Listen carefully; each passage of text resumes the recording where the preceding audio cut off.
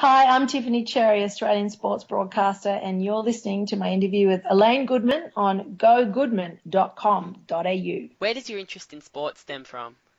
I have an older brother, and he was very sporty, and it was really just him and I growing up in terms of siblings. So whatever he did, I tried to do to keep up, otherwise I was going to miss out. So pretty much stemmed from there. My parents were both sporty, and mum got my brother and I into little athletics when we were kids, like I was 6. So from there, that's sort of where I remember my first sporting experience began. Did you play any other sports growing up? Yeah, I did everything. Athletics, hockey, swimming. I learnt to ride a horse, did gymnastics, tennis, you name it. Yeah, whatever sort of came along, skiing, water skiing. I threw myself into it. I've read and heard interviews that you've done, and you after school you went into physiotherapy. Was Yeah. was that always the passion, or did you want to be an athlete? What was kind of the direction you were taking after school? So while I was at school, I mean, year 11, year 12, they ask you to, pretty much map out your life, which is quite a young age, I get that. I get that. I Yeah. hated goal setting with a passion.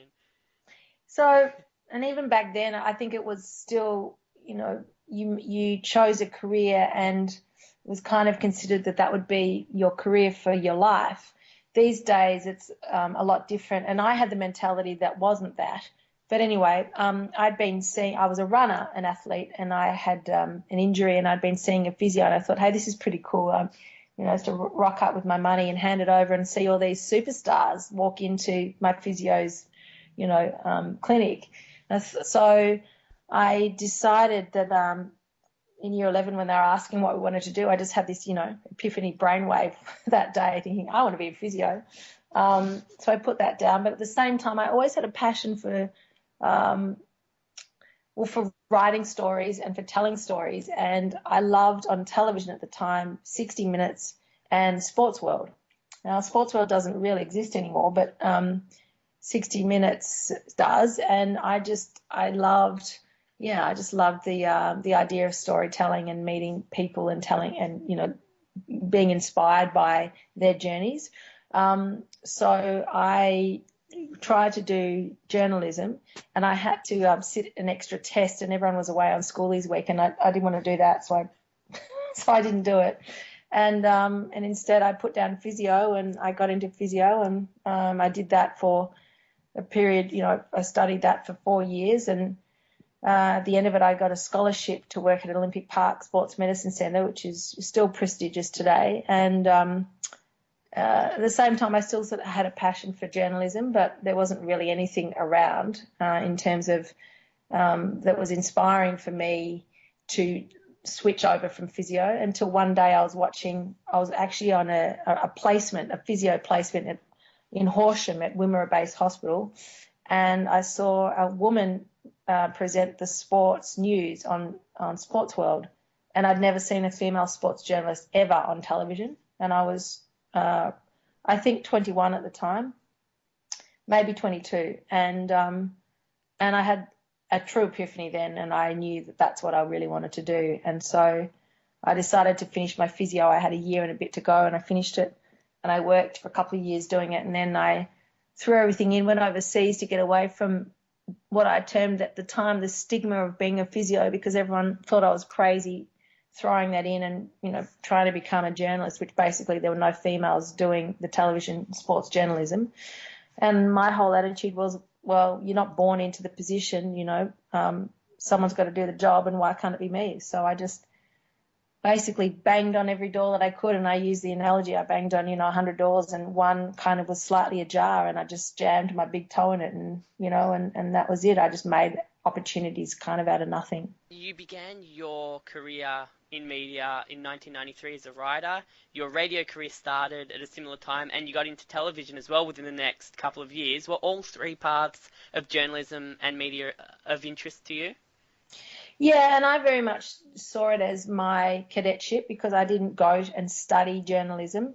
While I took English and, obviously did English, and then I did English literature at school, and I did a lot of writing. I hadn't studied it, so I'd studied physiotherapy. So I decided that I'd get the full gamut. Back then there was no social media and internet journalism at the time, but I thought that if I got the full experience across the 3 different mediums, then I'd figure out really what my true passion was. And as it turned out, I mean, I really enjoyed all 3, but I suppose that the time the true passion was television, and then radio and writing as well. And between 1993 and 1999, you jumped into everything. You worked at 3UZ, Channel 7, 3AW as a freelance writer, journalist for The Age. But towards the end of that period, you landed a job as a sports presenter on Prime News in Albury, which I read it was worded as your big break. Even though you were working at, The Age, 3AW, Channel 7, why did you see moving to Albury as your big break? Well, it was my first full-time journalism job, and it was, as the number 1 presenter on the news. So while the other jobs were, I was in the city and they were with big organisations, they were only casual freelance positions, and this was like a true full-on job where I could really get my teeth stuck into it and make it my own. So that was the reason why, yeah. And how long did you spend out in Albury? I was in Albury for a couple of years at least, and then I landed a job at Channel 10 in Sydney with a new series called One Summer alongside Matthew White, who's another sports presenter that you would know, and Channel 10 then moved to Channel 7.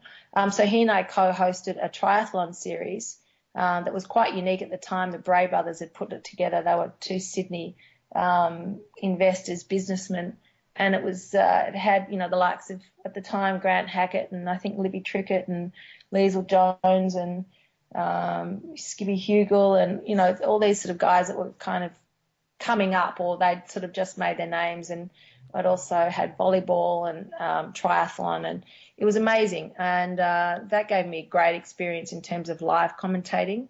I was a bit out of my depth, but I suppose you just throw yourself in and and you sink or swim. In 98, you got your first taste of the American sports industry with a 1-year stint at CNN in Atlanta. Did you find any big differences in the way America and Australia presented their sporting events?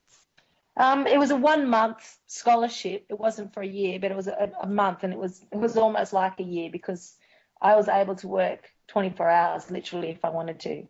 CNN was the first 24-hour network in the world, and I found their professionalism at a much higher level, and I also found that their treatment of women, in terms of really respecting them despite their age and despite their appearance, they didn't really have a use-by date. Everyone was based, on their credibility in terms of how good they were, not in terms of their aesthetics or in terms of what society or the industry may have deemed that they were, too old or, essentially past the use-by date. And I found that to be, even still today, I think that's still a difference between the 2 countries. Up until this point, you were still an athlete. In 1999, you competed in the World Triathlon Championships in Montreal. Looking back, What was the biggest obstacle in juggling athletics and journalism? Oh, time management. I mean, you're exhausted. I'd get up in the morning at 5 and I'd run in the freezing cold in Albury when I was living there, essentially through the bush to the pool, which was an outdoor pool, but it was heated, but it was still freezing. Then I'd do a 3-4K swim session, and then I'd run back, and then I'd get, I'd eat, and then I'd go to work, and I'd work until 6:30, and then I might do a training session after work. It was pretty exhausting, but it was great. It was a great challenge. Both of them were fantastic challenges, and both of them were things that I wanted to achieve, and to do them, it was fantastic in the end. You said you wanted to achieve them. What was the drive when you were pretty much doing something you really loved in journalism, but also trying to put as much time as possible into competing in athletics at the level that you were pretty much covering in journalism? What was the drive to try and do both? Well, I never really saw it as doing both, although I was obviously, but they were just completely separate. The triathlon was, I always, from the age of 8, when I first saw the Moscow Olympics back in 1980, I wanted to represent my country. I wanted to go to the Olympics. That was just as an 8-year-old, that's how I saw it. I wanted to be an Olympian. And then when I realized I got injured when I was 25, 24, that I wasn't going to be able to make it as a runner, I took up triathlon actually sort of more or less by accident. And then because I could run, I could ride, and I could swim, I was, relatively all right at it, but I wasn't world class. When we qualify this, when I competed at the World Championships, it was in my age group. Yes, I did qualify, so it was still an achievement, but I wasn't, like an Olympic athlete. However, to still achieve an Australian uniform was a goal of mine. And then the other goal was to host an Olympic Games. And so I was just driven. I can't tell you where it came from. It was inherent. I just had that drive to achieve that dream. After returning to Australia from your first stint in America, did you have a desire to give the American industry another crack? Very much so, yes. So America was always on the bucket list. Was America more so than England, or did you want to try broadcasting in each country? Or I wanted to try broadcasting in both, but yeah, America was higher. Probably I just had more experience in the States. I had more friends. One of my best friends from school was a top athlete, and he won a scholarship to Nebraska University as a wide receiver in in obviously American football, American college football, the NFL though. And I really just developed a liking for the sport, I suppose, before a lot of Australia kind of they knew about it, but probably didn't know as much, I suppose, in the terms that I'd been exposed to. And yeah, and then I just had this, when I traveled in 1996 around the world on my own for 6 months, I went to New York and I just fell in love with it. And I always vowed that I would go back and live there one day and work. And so when the opportunity later on came up with ESPN, I saw that as that opportunity to do that, and it ended up working that way. After you returned to Australia, over the next 8 years, you jumped around the Australian channels a lot, covering events like the Olympics, the Australian Open, the footy, and hosting a variety of shows yourself. Was it hard not staying at one station or in one position for a long period of time? I suppose that's the nature of the industry for that time. Sometimes shows don't last any more than a couple of months. So sometimes you have to go where the work is. But I was with Foxtel. I mean, I started at Foxtel in 2001, and then I left in 2012. So I was there for 11 years. Even though I was at ESPN in the middle of that, it was still on the Foxtel platform, more or less. So I was with them for a significant period of time, and 11 years is a long time in especially television, in this industry. So yeah, I did jump around, and I suppose I had a good taste of which network I liked to work for, and the people, and subsequently, my contact book in Australia especially, but certainly overseas as well, is long and very fat. Now, you mentioned 60 Minutes earlier. Did you ever consider getting into general news broadcasting? I did, definitely. I was asked by my former boss, Angelo, the CEO of Sky News, a number of years ago, whether I would do general news, and it was definitely something that I considered.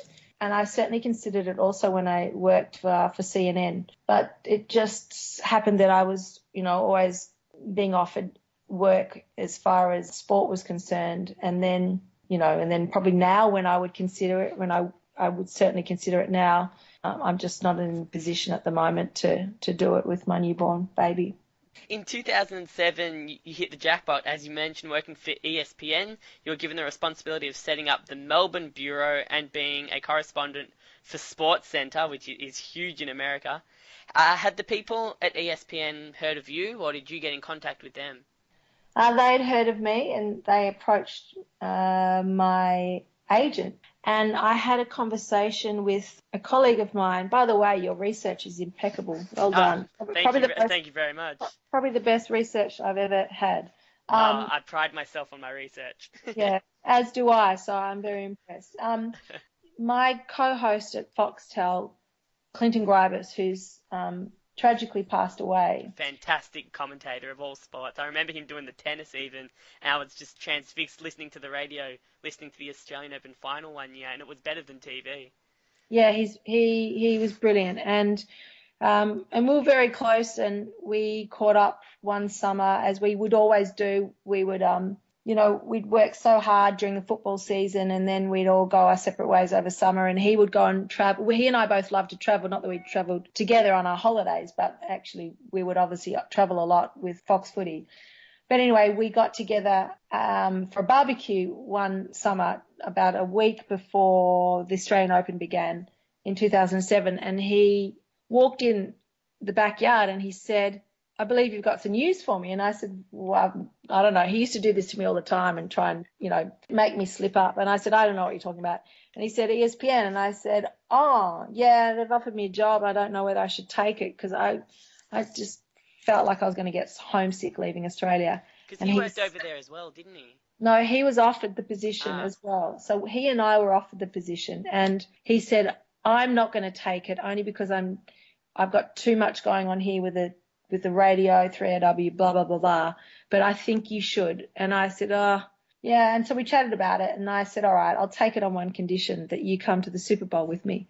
And because we'd always talked about that, like he had a passion for, and really there was no one sort of around that kind of followed NFL at the time. And he said, "Deal." And so I rang my agent that night as I left the barbecue, and I was traveling down the coast to do the Lawn Pitter pub.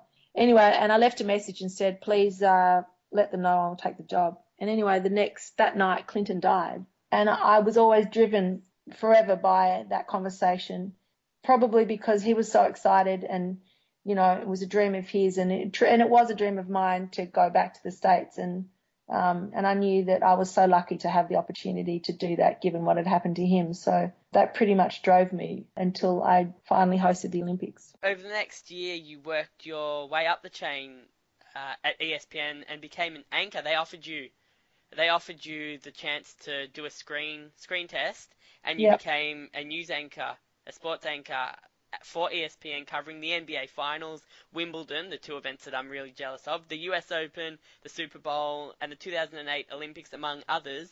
What surprised you about these events, like some of which that are watched by over 1 billion people worldwide? How are that, like, what surprised you about how they're organized and how they're presented? Well, the Super Bowl, for instance, is really no different. I mean, obviously the game's different, but no different to the AFL Grand Final in terms of there's actually less people.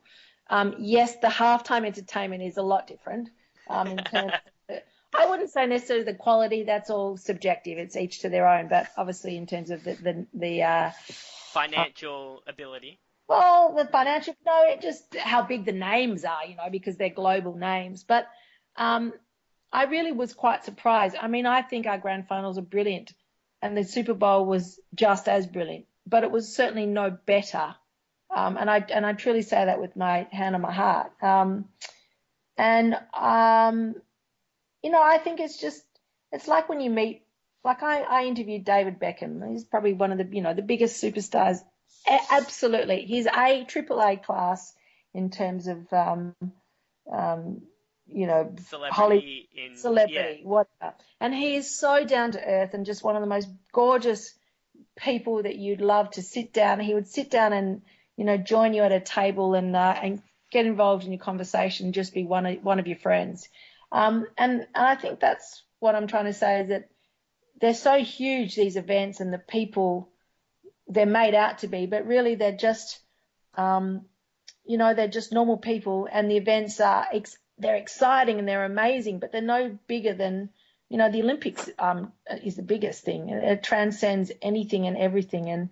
And yeah, it's all relative. I just think it makes you realize that you can be a part, can be a player in these events, and they're not above you.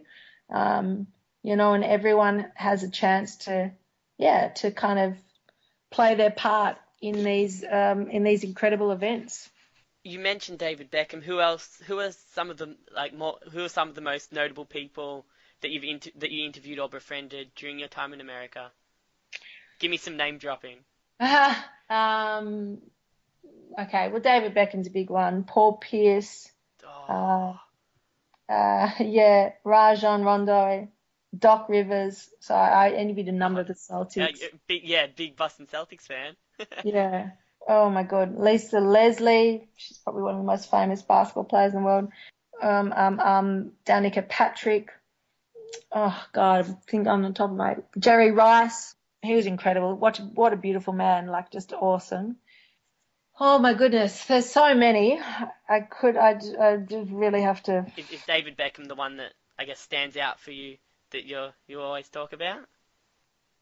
Yeah, I think so. I did. Yeah, yeah. I've interviewed a lot of actors as well.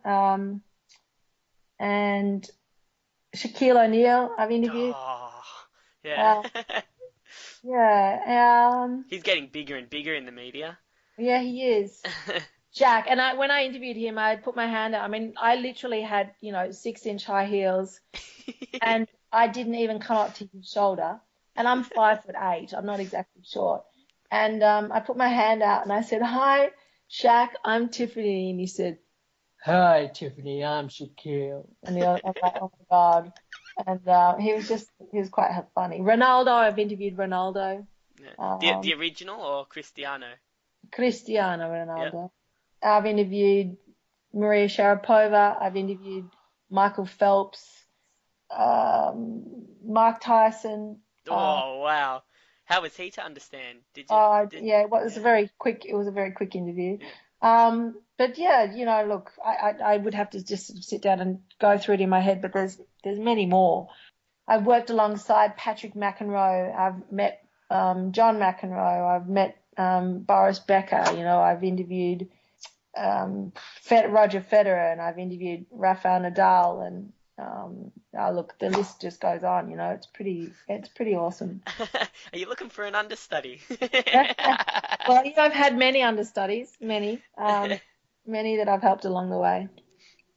Your second stint in America finished in late 2009 when you returned to Australia to help Foxtel with the coverage of the Olympics, the Winter Olympics, and the Commonwealth Games. What did you miss about Australia? Was there one thing that you just missed about Australia that America couldn't provide for you? Yeah, my family and my friends, All right. pretty much. Simple as Yeah, that.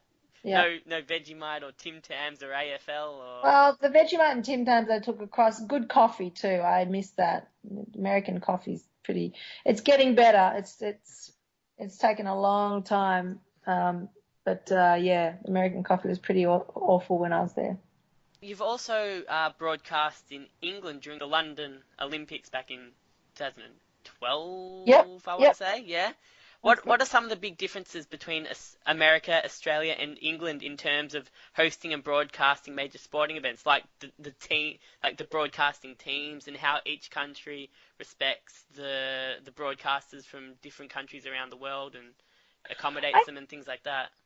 yeah, look, I think I mean my experience during the London Olympics was fantastic. The group I worked with through Absolute Radio were just brilliant and incredibly professional. Just a really good team of people who everyone pitched in and rolled up their sleeves and helped each other.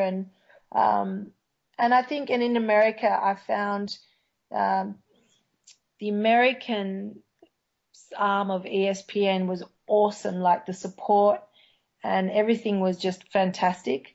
Um, I found their experience with the internationals was not as good as it could have been. In that they probably thought that everyone knew their way and knew their brand. And in Australia at the time, ESPN wasn't that big, and they kind of lived off their name rather than really um, putting the infrastructure in place to really let it take hold. Now it finally has taken hold. It's taken a long time, but they could have done it a lot sooner.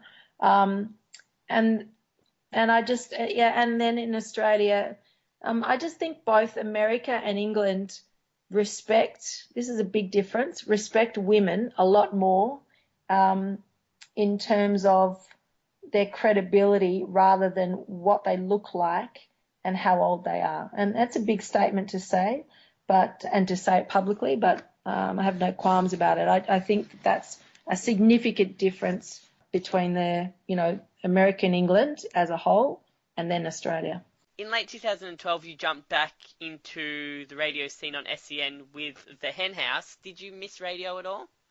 Yeah, I did. And I started the Hen House back in 2006, and then I got the job with ESPN, and so I put it on hold. And then I left Foxtel at the end of 2012. I'd achieved the dream that I wanted to achieve, and I'd had an amazing run with, and I loved them. And it just got to the point where I wanted to do more things, and it wasn't fair that I was trying to do them, outside my current position, my position at the time with Foxtel. So I just thought, right, I'll break it off, and give myself the chance to go and do these other things that I want to achieve. And one of them was to bring back the radio and to really develop and give lesser known sports and also female athletes a bigger voice. And that was the whole sort of driving force behind doing the Hen House, which was still running up until the end of this summer. So I've just changed radio stations. I've moved to 3AW. Back to 3AW. Yeah. So I've just started with them during the NAB Challenge. I've joined their commentary team. They've got a great team this year with Bomber Thompson, and I'm a big fan of Tony Leonard as well. Yeah, to Big Tony, he's good, and they've got Luke Ball and Nathan Brown, and there's I like Richo Bruce as Matthews, well. Bruce Matthews, Lee Matthews, Caroline. Look, there's just so many different names and faces. Big time, Cameron Ling. Yeah, there's a lot of big names in there. The Hen House was a great show. You obviously did interviews, like in-depth interviews like we're doing now with athletes and sports media personalities. Did you have a favourite over the time? I mean, you interviewed tons of people, like Jim Courier. I think you had Michael Climon, Chris Anstey. I remember Peter Siddle. I remember Gian Rooney. Like, who were some of your favourites from the Australian scene? Yeah, well, I suppose it's hard to say because a lot of them are my friends. So I think the Peter Siddle one was great. He actually gave me, his thoughts on the bowling lineup, which was really contentious at the time ahead of the Ashes. And I thought, and that was fun. I mean, that was pretty amazing. He gave me an exclusive as far as that went. Shane Kelly was pretty amazing. It was for somebody who's just an incredible athlete. He was very open and very honest and brutally honest, and as was Kate Campbell, just a gorgeous girl, and just there's so many different ones. It's really hard. I mean, look, Gian's a dear friend of mine, and so is Climmy, and Freeman. Jim Courier was fun. We did that with Gian. That was a lot of fun. And there's, as you just said, that I don't know how many people I've interviewed over the years with the show. Cambridge. Liz Cambage was, she's awesome. And she came into the studio and, I had to stand on a chair and I still wasn't as tall as her. Look, she was Craig Bellamy. I love, he's just an awesome guy. There's so many, I know, so many. Do you have them all? Do you have them all like on tape or on record? Do you keep copies of them all? Yeah, well, of course they're all on record. Yeah, so we've got a great archive, and I will do something with that one day. Not quite sure at this point in time, but yeah, we will certainly do something with it. Do you have aspirations to go back to America again? Yeah, it's certainly still there. And ESPN is certainly, they're a great organisation. I mean, they're the biggest sports network in the world, and I have a passion for for telling stories the 30 for 30s and the E60s and, that kind of stuff really interests me.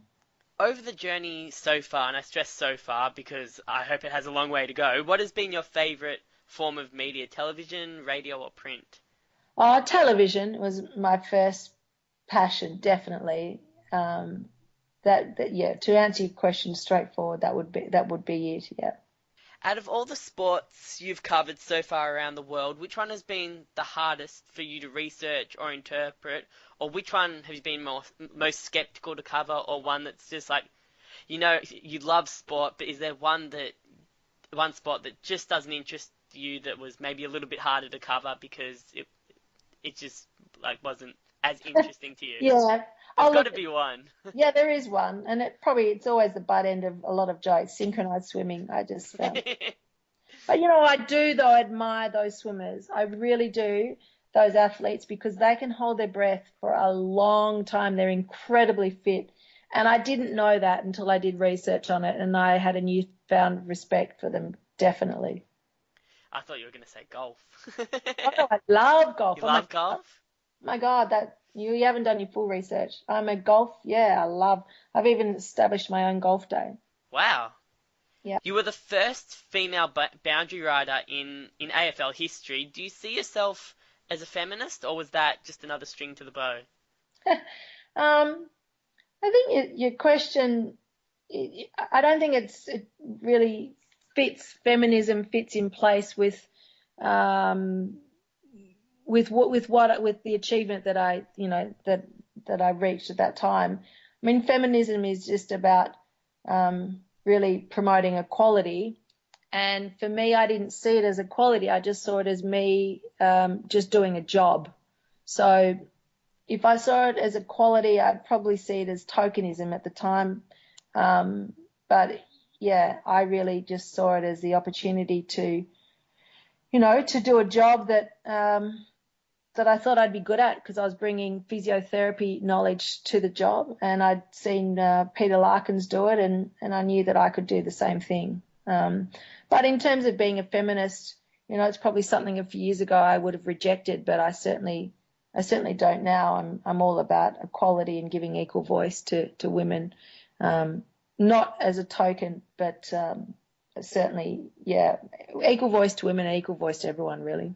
What do you think needs to change in order to get more women into sports media here in Australia? Because even in 2015, there aren't a lot. They've tried one female footy commentator, and she unfortunately didn't last very long, Kelly Underwood. What do you think needs to change in order to get women more involved actually in presenting sports media? Attitudes of the executives. Is it a generational thing?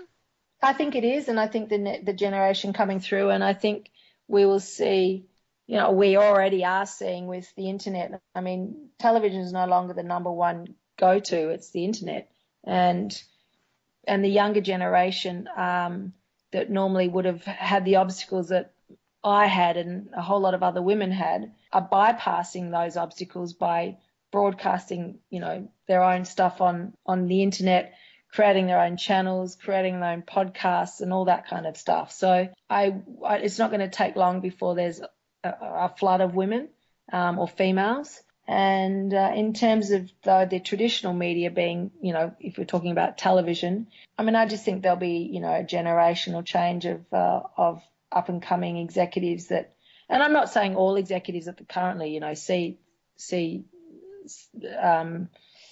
don't see women as or not putting women in positions, but there's a lot of them that still just have the mentality that it's a male bastion, I suppose, and that that there's more men have the better voice or the more interesting voice, or that they know more about it, and or that the general public just want to see them. But it's also about education, and however women are going to universities more than men are, or females are going to universities more than males are, but it's giving them the opportunities outside of university, so it's really opening up positions to, I suppose, guide them when they're your age, and taking them in, to give them a taste of a job and as a cadetship, or go and have experience for a week or a couple of weeks, that kind of stuff. Why do you think America's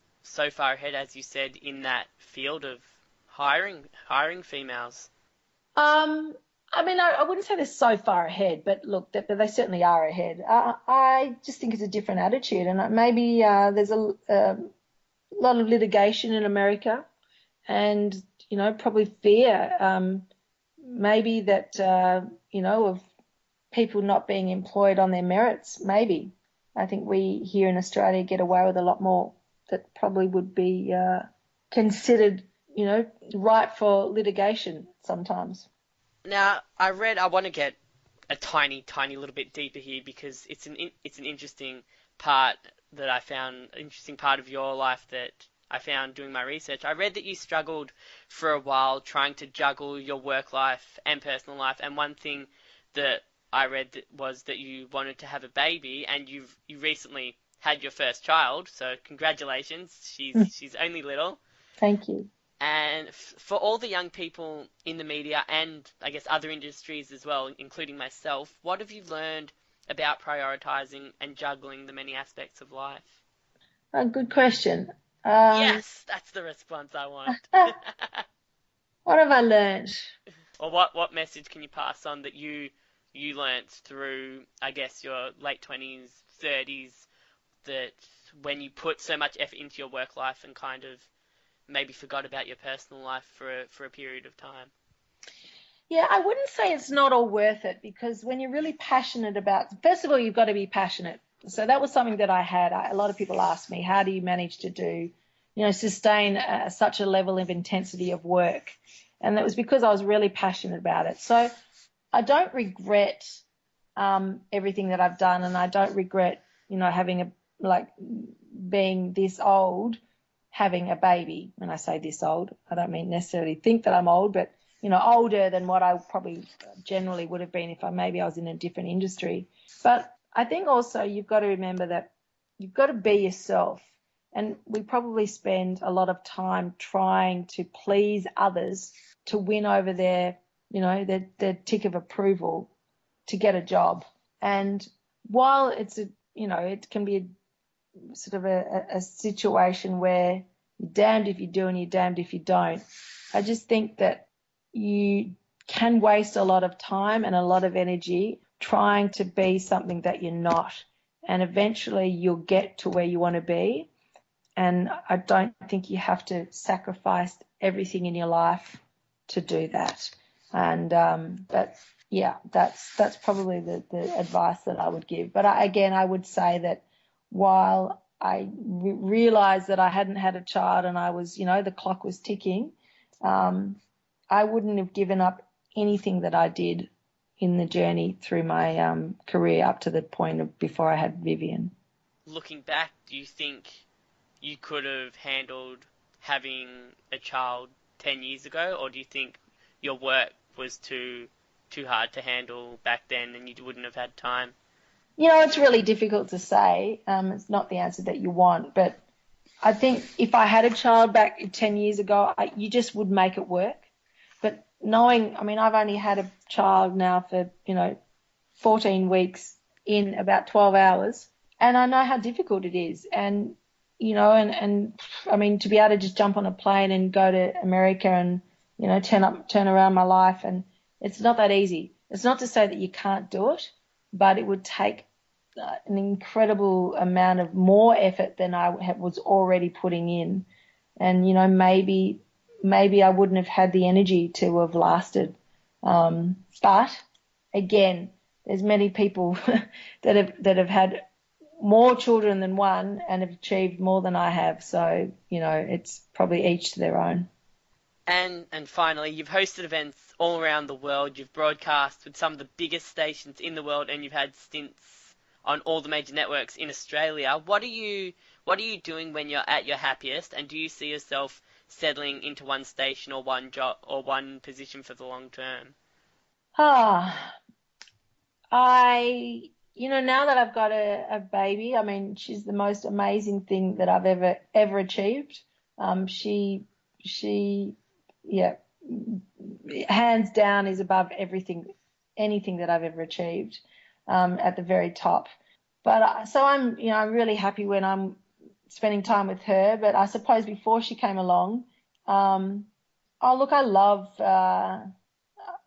love being sporty, and I love, just going for a run, as simple as that, or skiing or cycling, or, just doing something where I feel free, horse riding, whatever it might be. And I also just love being around my friends, and laughing, and just just being really carefree, traveling. I love meeting new people, experiencing different cultures, and learning. Probably learning is the big thing. And to see myself at one network, I don't think so. Maybe. I've now just joined 3AW, and I would like to think that I'm actually there for, more than a decade, actually. I really would love to get my teeth stuck into AW, and really sort of build, my profile again on radio station. But, only time will tell, and we'll see what happens.